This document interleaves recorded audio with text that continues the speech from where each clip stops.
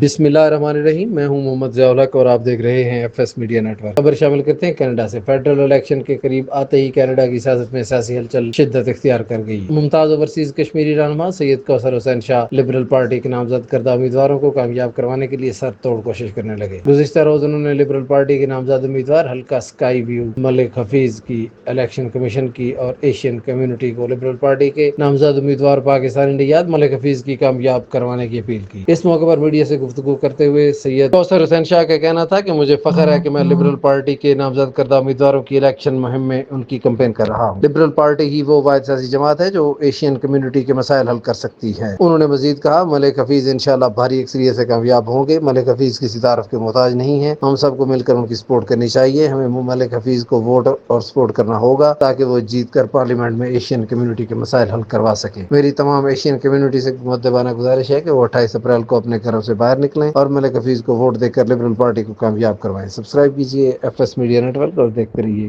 تازہ ترین تبصرے اور خبریں۔